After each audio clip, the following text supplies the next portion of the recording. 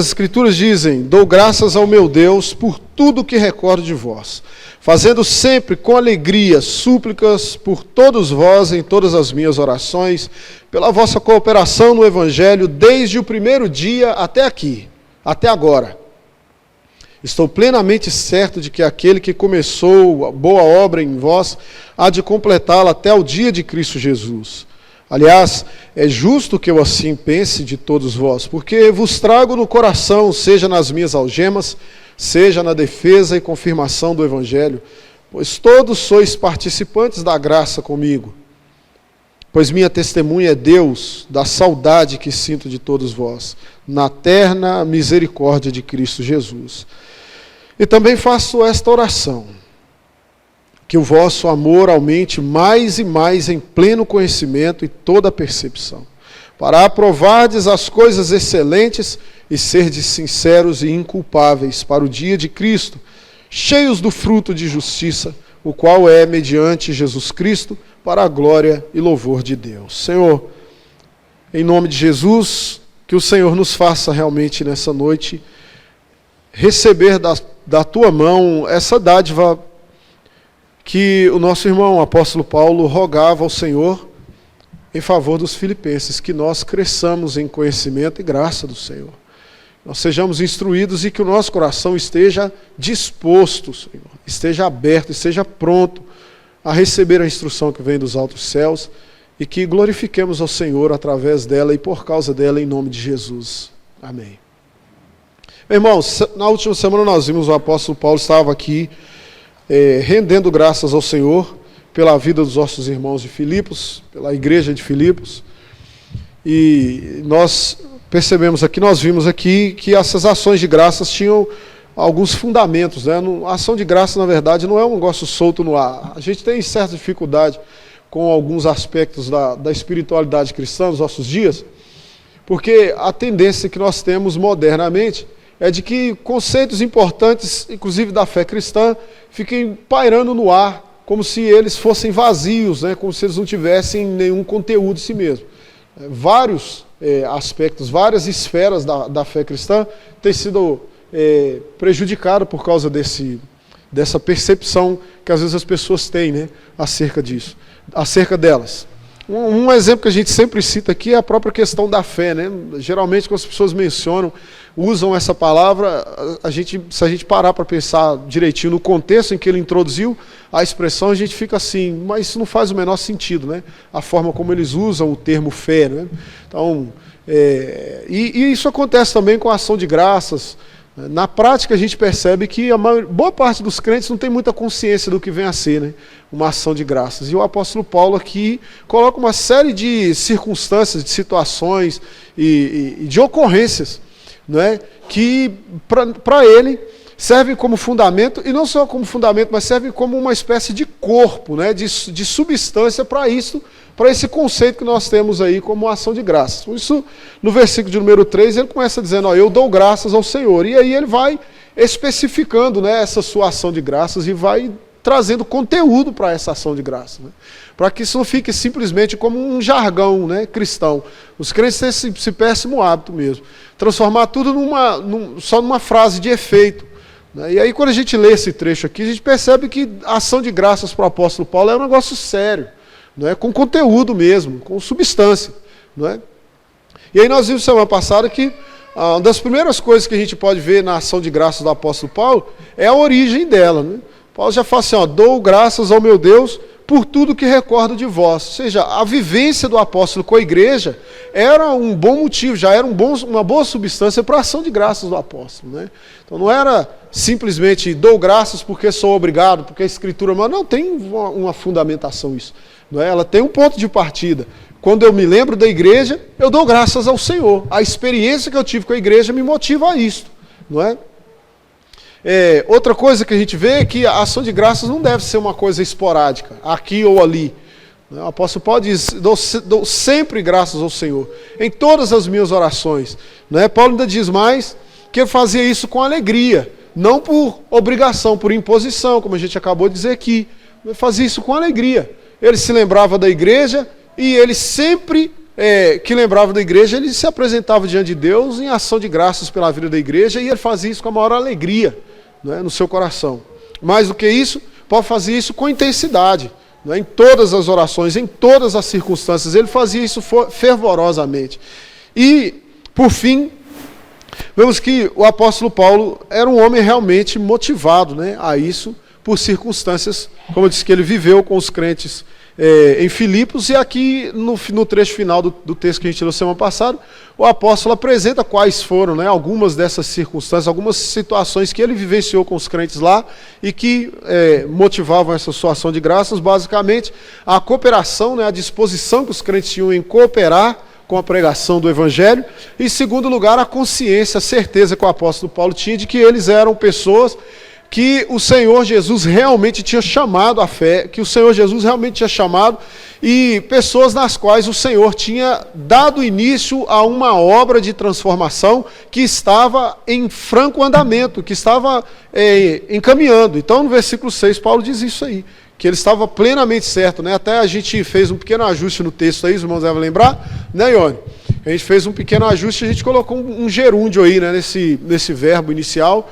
Tiramos o ponto final, colocando estando certo, né, de que aquele que começou boa obra em vós há de completá-lo. Porque esta é a ideia de fato que o apóstolo Paulo dá no texto, na língua, né, original. O texto original nós não temos mais, é sempre bom lembrar isso aí, mas a língua original. Essa ideia aí, de uma continuidade. Pois bem, o assunto não mudou. O apóstolo continua agora descrevendo os fundamentos, né, que vão marcando, que vão dando o ensejo a essas suas ações de graças. E no versículo 7, como a gente leu, agora o apóstolo Paulo diz, aliás, né, é justo que eu assim pense de todos vós. Aqui o apóstolo Paulo faz questão de deixar claro o seguinte: a ação de graças não é um negócio, uma coisa pela qual aquele que a faz deva receber algum louvor. Ele faz questão de dizer isso, mais uma vez reforçando o fato de que a essência dessa ação de graça não estava nele, no fato de ele ser um bom crente, de ele ser uma pessoa piedosa, né? O apóstolo Paulo diz aqui no versículo 7 que isso é como se fosse uma espécie de obrigação. A expressão aqui que aparece para nós como, aliás, é justo, né? Por isso é bem traduzida também com essa ideia, né? Aliás, isso é uma obrigação que eu tenho. Porque veja o que a gente acabou de ver no texto anteriormente. Paulo diz, eu me lembro dos irmãos, e quando eu me lembro, eu me sinto motivado a render graças ao Senhor. E sempre, em todas as minhas orações, com alegria, os motivos, as recordações que Paulo tem da igreja são boas recordações. Então, render graças ao Senhor não é um favor que ele faz aos filipenses.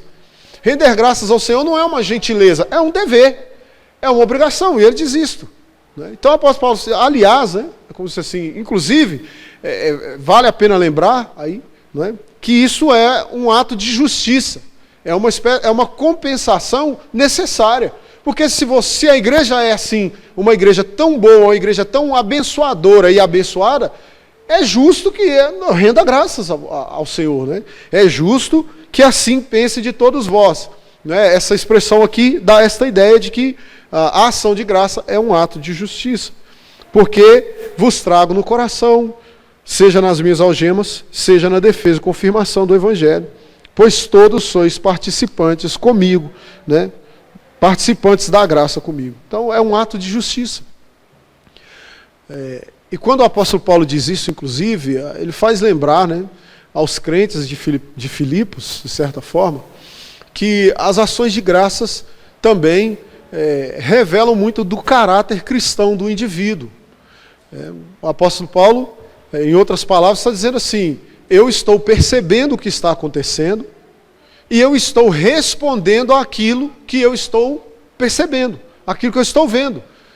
Nesse caso aqui especificamente, aquilo que ele viu, aquilo que ele experimentou e aquilo que ele estava percebendo quanto ao caráter da igreja.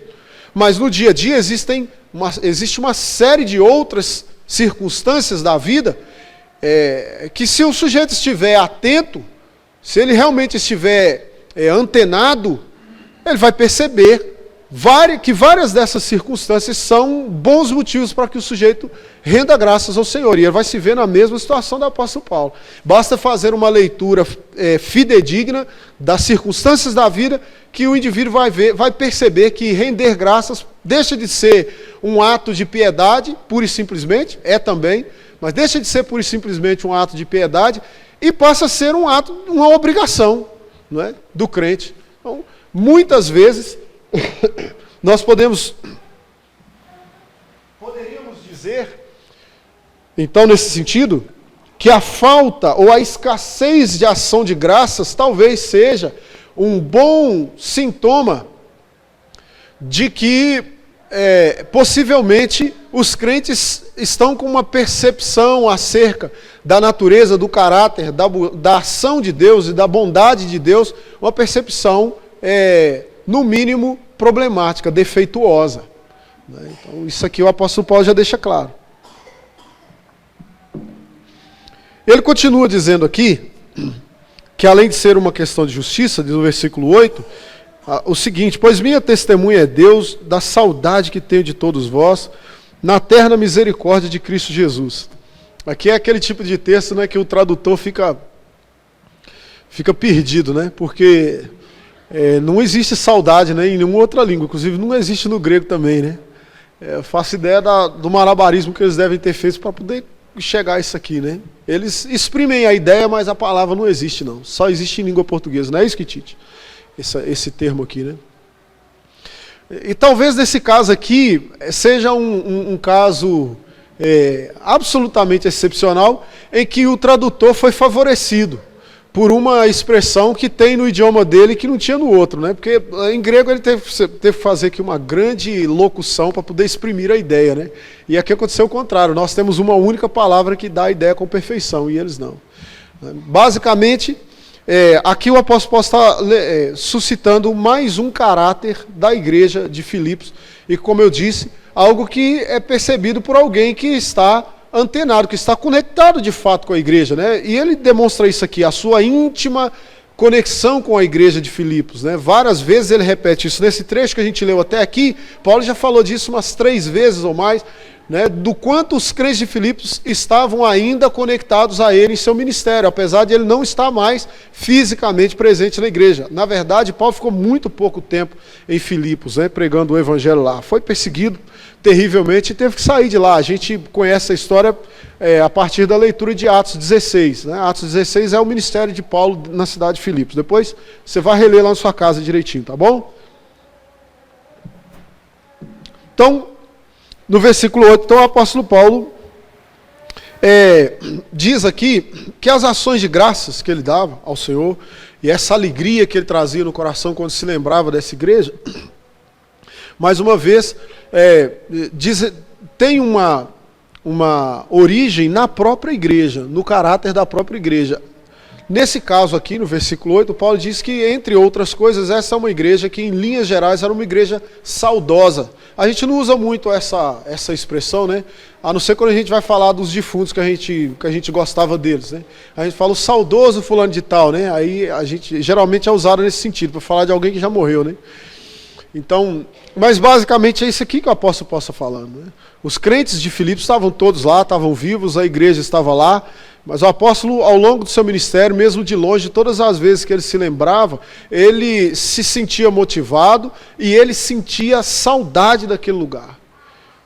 A saudade é basicamente aquele sentimento que faz com que a pessoa deseje, não é, estar naquele lugar ou naquela situação, naquele ambiente específico, naquele momento. Então, quando a gente diz, pelo menos quando eu digo que tenho saudade da minha infância, o que eu quero dizer é que eu tinha vontade de poder voltar até lá e vivenciar novamente as experiências que eu vivi lá, porque elas foram muito agradáveis. Essa expressão que o apóstolo Paulo está dizendo aqui. A ação de graças do apóstolo pela igreja é também porque quando ele se lembrava da igreja, ele tinha vontade de voltar. Ele tinha vontade de rever as pessoas, ele tinha vontade de ter contato com eles de novo. Ele tinha vontade de participar de um culto com os irmãos de novo, de poder orar com os irmãos novamente. Ele tinha vontade, né, brotava no seu coração o desejo de pregar novamente para os irmãos, porque os irmãos eram receptivos ao Evangelho, eles eram os irmãos vivazes realmente na sua fé. Então, isto é um bom motivo, né, pelo qual o apóstolo rendia graças ao Senhor pela vida da igreja. Mas as ações de graças têm um último fundamento aqui, que é também bastante importante. Esse aqui eu acredito que até, por ser um aspecto meio, ignorado, talvez a gente tivesse que frisar com um pouco mais de ênfase esse aspecto aqui. Paulo conhece a igreja, Paulo tem alegria quando se lembra da igreja, ele é movido à oração, ele rende graças ao Senhor, ele adora ao Senhor, e isso é um ato de justiça, porque é uma igreja abençoada, abençoadora, uma igreja que caminhava com o seu ministério, seja em oração, era uma igreja participante da graça de Cristo Jesus com ele, eles eram salvos no Senhor, eles estavam progredindo na fé, ele sabia que o Senhor estava lá, o Senhor que os salvou, iria continuar a boa obra que tinha começado no coração dos crentes, mas diz no versículo 9 em diante, que o apóstolo Paulo, além de uma oração de ação de graças, ele fazia uma outra oração dentro do mesmo contexto, né, da mesma motivação. O apóstolo Paulo fazia também esta oração aqui, que o vosso amor aumente mais e mais em pleno conhecimento e toda percepção e tal. Que agora a linguagem é a linguagem do desejo, né, da subjuntiva, da expectativa. O que o apóstolo Paulo está demonstrando aqui? A igreja é uma bênção, a igreja é uma dádiva, a igreja está progredindo, a igreja está amadurecendo, a igreja é participativa, a igreja é ativa, a igreja põe a mão no bolso se for necessário, quantas vezes for necessário. Essa carta aqui está sendo escrita porque possivelmente o apóstolo já está recebendo pela terceira vez está recebendo ofertas da igreja, dos irmãos. Lá no final da epístola nós vamos ver isso lá. O apóstolo Paulo diz, mandastes não uma vez, mas duas, quando ele estava em Tessalônica. E agora ele estava recebendo pela terceira oferta que vinha dessa igreja aqui. Então, os irmãos não esqueciam dele a hora nenhuma. Isso é muito bom. É sinal de que é uma igreja abençoada. Mas ninguém é tão bom que não tenha nada que não precise ser melhorado. Ele já havia mencionado essa questão aqui, pelo simples fato de ele dizer que tinha certeza de que a obra foi começada e que ela seria levada a cabo. Isso já abre uma possibilidade para a gente perceber que o apóstolo Paulo sabia que não era uma igreja perfeita. É uma igreja muito abençoada, mas perfeita não. Porque se ela fosse perfeita, não precisava do Senhor levar a obra a cabo. A obra já tinha terminado, é ou não é? Então agora ele volta a esse tema aqui, essa questão, né? Então a ação de graças não pode ignorar o fato de que ainda há muito que precisa ser construído, aprimorado, que precisa ser estruturado, melhorado. Porque a vida cristã é assim. E por isso o apóstolo Paulo rende graças e ao mesmo tempo apresenta-se diante de Deus com sobriedade. Não é aquela ação de graças eufórica, cega, não é sem pé nem cabeça, né? Mais ou menos como o namorado, o casal de namorado que fica tão entusiasmado que não consegue nem perceber as dificuldades, as deficiências e os aprimoramentos que o seu futuro cônjuge precisa ter. Então é necessário haver sobriedade, é necessário haver pé no chão. Nós adoramos ao Senhor porque a igreja está num caminho excelente, glória a Deus por isso. É justo que a gente faça isso, é necessário que a gente faça isso, mas sem nunca esquecer de que ela está num processo. Ela não está pronta ainda.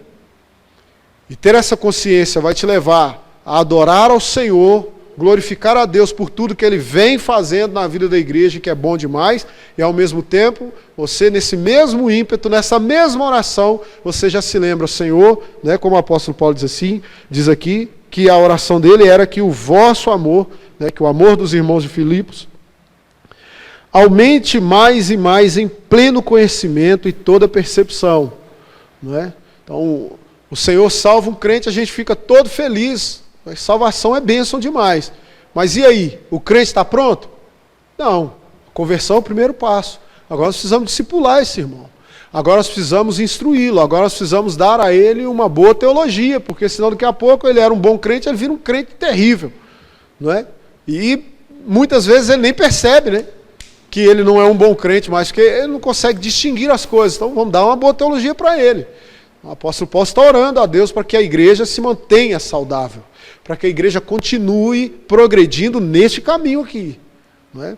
Em termos de conhecimento, percepção, para aprovardes as coisas excelentes e serdes sinceros e inculpáveis para o dia de Cristo, cheios do fruto de justiça, o qual é mediante Jesus Cristo, para a glória e louvor de Deus. Então, ações de graças com o pé no chão. Deus é bom, Deus tem cuidado da igreja, o Senhor tem instruído sua igreja, o Senhor está usando a sua igreja para abençoar a obra missionária. Tudo isso o apóstolo Paulo está mencionando aqui, isso tudo é motivo para a gente adorar ao Senhor, a gente glorificar a Deus de fato, render graças ao Senhor. Mas essa igreja precisa ainda de amadurecimento. Afinal de contas, quando Paulo escreve a carta aqui, possivelmente a igreja era uma igreja aqui com cerca de 10 anos de idade, no máximo. É uma igreja relativamente jovem, é ou não é?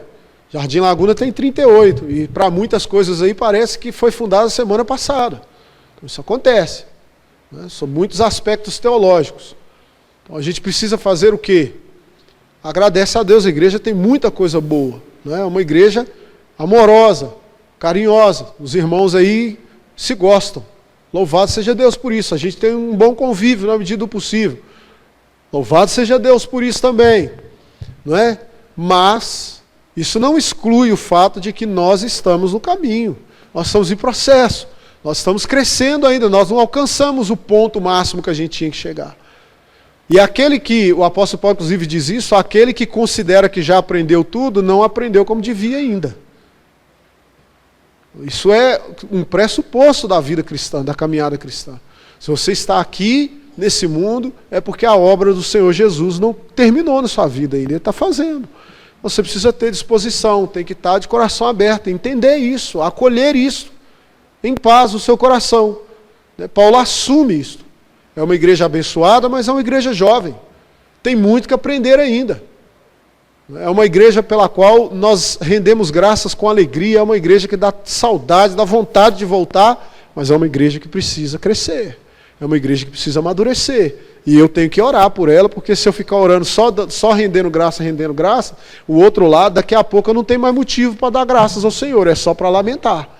Se a gente fica só olhando aquilo que a igreja tem de bom e se esquece que a igreja precisa ir para frente. Se esquece de que a igreja precisa olhar adiante e dar mais um passo. Continuar caminhando, não para não. Inclusive esse é um grande perigo, né, do elogio na sociedade pós-moderna, porque os crentes gostam, o povo hoje em dia, o homem moderno gosta demais de ser elogiado. Mas elogio é um negócio perigosíssimo.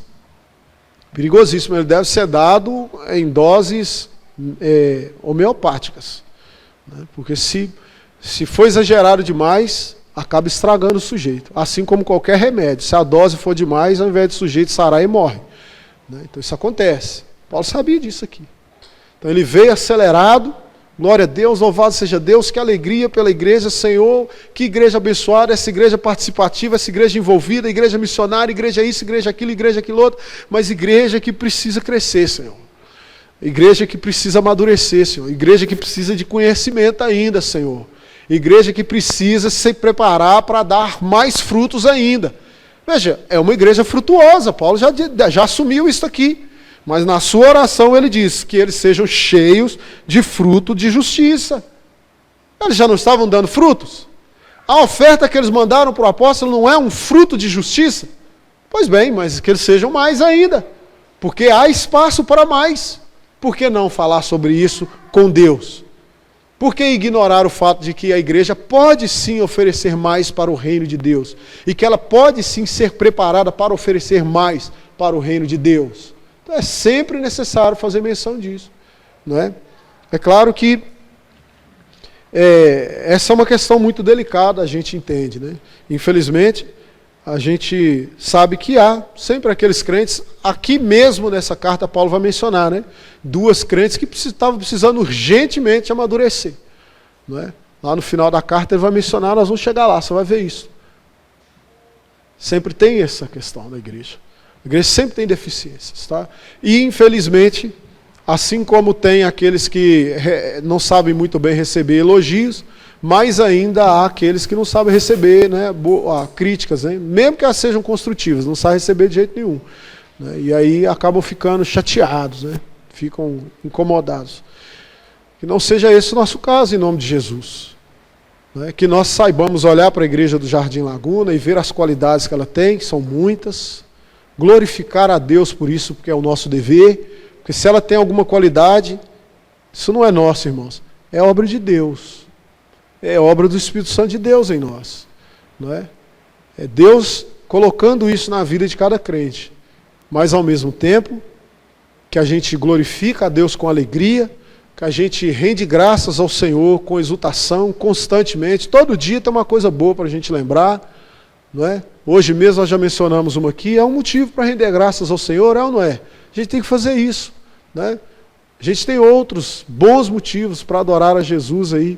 Uma igreja está sempre amparando, isso é um outro. Só para citar então para os irmãos, né, para não dizer que eu não falei das flores, né? Então, a nossa igreja, por exemplo, é uma igreja muito envolvida com o apoio, com a caridade, né? Assistência social. A gente faz isso muito bem. E eu digo muito bem sobre todos os aspectos, não em termos de quantidade, mas a qualidade da nossa assistência também é excepcional. Eu percebo isso aqui, é um diferencial na nossa igreja. Né?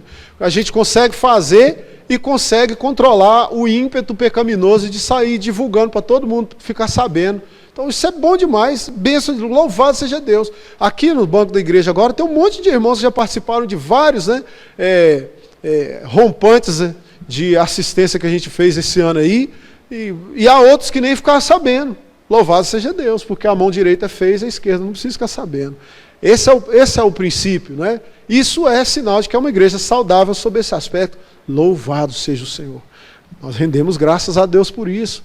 Né? Mencionamos mais uma questão. Tem vários outros que eu poderia mencionar aí, não é? Então, assim, que a gente continue glorificando a Deus, mas, irmãos, que nós não nos tornemos arrogantes, presunçosos. Porque é isso que o apóstolo Paulo quer tomar o cuidado. Quando ele escreve na carta, os irmãos leram, aí eles vêm lendo, os irmãos vêm lendo a carta, versículo 3, 4, 5, 6, 7, 8. Nossa, nós somos demais, né? Aí depois pode dizer assim, irmãos, mas olha, vocês estão em processo, irmãos. Tá bom? Rendemos graças ao Senhor, mas vocês ainda precisam crescer em conhecimento. Vocês precisam dar mais frutos, vocês precisam continuar nessa caminhada, tá? Então mantenha o pé no chão, ok? Vocês não são a melhor igreja do universo. Vocês não são perfeitos. Então vamos continuar crescendo, vamos olhar para isso com tranquilidade, com paz no coração, saber que isso é natural, todo pecador precisa de aprimoramento enquanto estiver nessa vida, e não vamos ficar chocados com isso não, vamos render graças ao Senhor por Ele nos dar essa consciência e nos fazer perceber que nós precisamos amadurecer, porque se a gente não sabe disso, a gente não cresce também. Então é mais um motivo para adorar o Senhor, para glorificar a Deus, que seja o nosso caminho aqui, em nome de Jesus. Bem, vamos ficar em pé e vamos orar agradecendo ao Senhor aí. Deus, nós te damos graças, como o apóstolo Paulo bem o fez aqui em relação aos nossos irmãos de Filipos. Nós o fazemos em relação aos nossos irmãos aqui do Jardim Laguna, Deus. Sabemos que é uma igreja que realmente tem dado frutos para o louvor e a glória do nome do Senhor. Uma igreja muito disposta ao serviço, à assistência, disposta, a Deus, na adoração ao Senhor, mas, ainda assim, é uma igreja. E como todas as igrejas, mesmo as igrejas mais saudáveis, das quais nós temos notícia, pelas páginas do Novo Testamento, nós também precisamos, Senhor, de aprimoramento. Nós temos muito que crescer. Que o Senhor não permita que nós sejamos uma igreja encroada, que nós sejamos uma igreja estagnada, uma igreja paralisada. Tem misericórdia de nós. Não permite, Deus, que nem nós ou qualquer outra circunstância externa nos impeça de continuar conhecendo ao Senhor. continuar crescendo, Deus, na nossa preparação para darmos ainda mais e melhores frutos para o reino do Senhor. Ajuda-nos, ó Deus, a termos essa maturidade, a termos essa sensatez, a termos essa humildade, que é tema também, Senhor, desta epístola que o Senhor nos deu. Em nome de Jesus nós te louvamos e nós te clamamos. Meus queridos irmãos, que a graça do Senhor Jesus Cristo e o amor de Deus e a comunhão do Santo Espírito do Senhor repouse sobre a sua vida hoje e sempre, em nome de Jesus. Amém.